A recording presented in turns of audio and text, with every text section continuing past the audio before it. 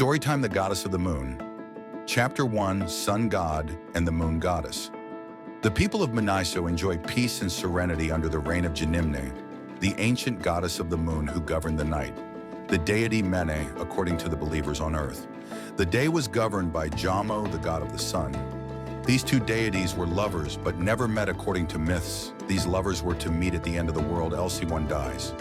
As promised by the supreme god, but as aeons passed by Jamo, the sun god grew impatient and sought to use forbidden relation to be with his beloved. They made a deal with the devil to help him to reunite with his beloved, after which would be his last, because becoming a mortal meant death for himself. His position in the heaven would be taken over by another. Though a selfish act, but for the sake of love, living without her made life not worth living. The devil made both deities humans to avoid the suspense of the gods, lest the plan be thwarted. Jamos and Jenimne became human and lived among them. Jenimne became pregnant and fell sick. Jamos went looking for the devil, who took his immortality and begged him to save his wife and his unborn child. The devil promised to save the unborn children, but in exchange for the wife's soul. Jamos refused and left heartbroken, but determined to save his children, called the God of Heaven, and pleaded for mercy and should save his wife. The king of the heavens agreed, but Jamo's soul will forever be lost in the hands of the devil. There shall be no redemption for his soul, because truly his actions has caused an imbalance to the heaven. The sun god met his wife in labor after meeting with the god of the heaven. His newborn babies were born, a male and female, and there was an eclipse. The sky was dark, and Jamos was found dead. Jenimne was heartbroken and felt she would also be punished for defiling the heaven, took to her heels, ran to meet the god of the ocean to save her daughter, and was deceived by the devil to let him have the male child while she received the punishment. By midnight, the heaven melt down at punishment on Jenimne. She was to remain forever bounded to the moon and to never leave the heaven. No word could explain the pain of a mother losing her newborn children. Chapter 2: Madame Chicola. Illness. 15 years later, in the village by the seaside, in the house of an old fisherman left his sick wife to find medicine for her cold.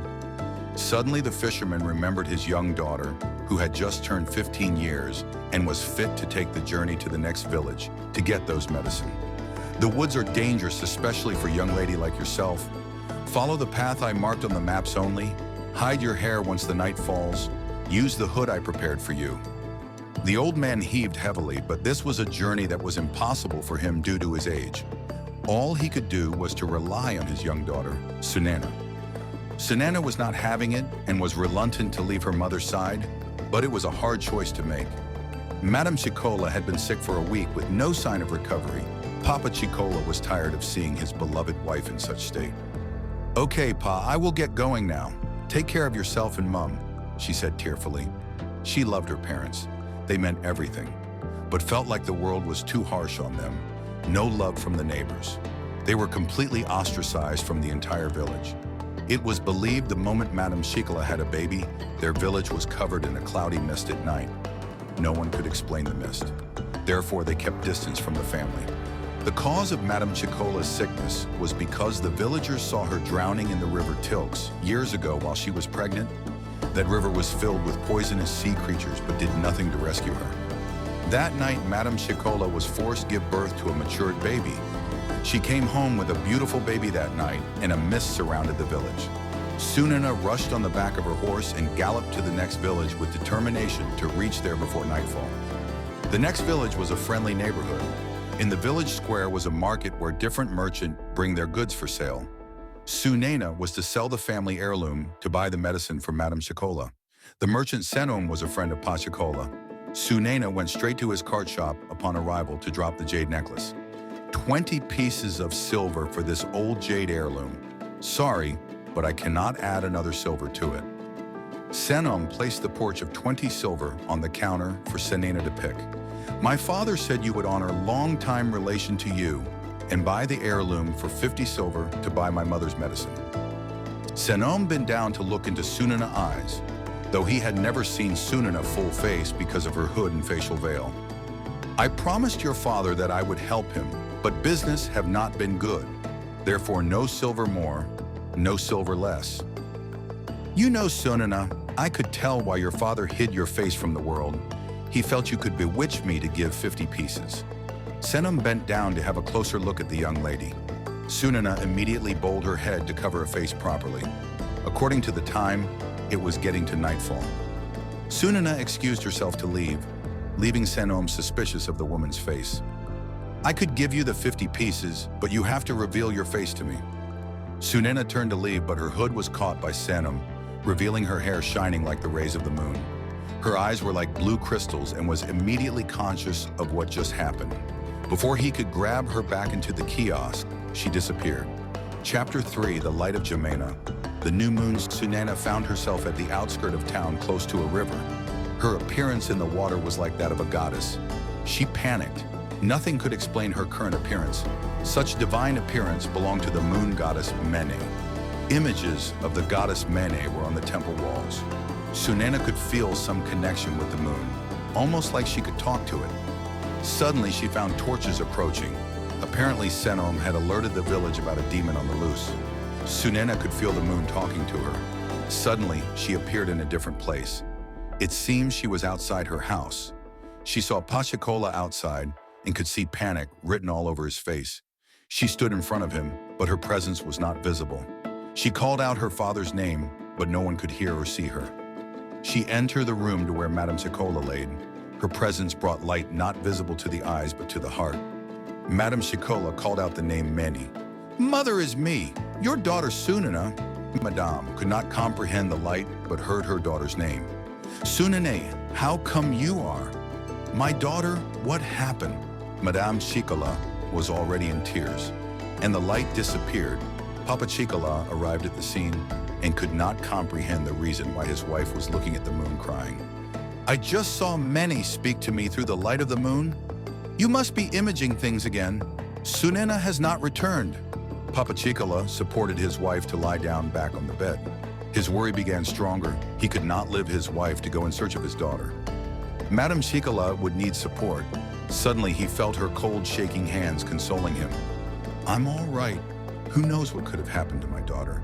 I will be fine as long as my daughter returns home. Chicola, please go look for my beloved girl. Madame Chicola said, already in heavy tears. The only horse he owned was with Sunena. Papa Chicola could barely walk straight. His old spine could not support him anymore. He took hold of his walking stick. With one step at a time, he plunged into the dark in search of his daughter. Sunena gained her consciousness back in her current environment in the woods where Senum men were out looking for her. She could no longer hide her hair. Instead, she dived into the water and hid under the reflection of the moon under the water as a diversion. Senum men could not help but wonder why the moon shined so brightly on the water and rather prayed to the goddess Mene to aid their effort to catch the white-haired demon. Mene heard their prayer in her slumber and awoke in her realm to see a smaller moon up the heavens. She knew that was her daughter in the trouble, in order to save her life. She could only try to connect to her daughter while in the heavenly realm. Sunena was drowning in the water. Her eyes were almost shut, could see a woman reaching out to her, grabbed her hands. My daughter, my Jemina, how much I have longed to see you. Praise the moon, my heavenly light, for letting me see you again. My light can never be dimmed by your light, my child. The love I have for you flows eternally with every ray of shine for you. My Jemina, how your father would have loved to see your light as well, but our sins have deprived him of such privilege. My sins might never be forgiven, but your light has given me hope while in the heavens, to remember the love your father and I have for you. Jenimne held her daughter in a tight embrace and disappeared to the heavens. Chapter 4. Praise Men. Papa Chicola, having walked miles from his village, became heavy and weary, collapsed to the ground. He had the strength to call anyone. His voice failed him. Just as he was about to pass out, Sunena appeared. Father, please wake up.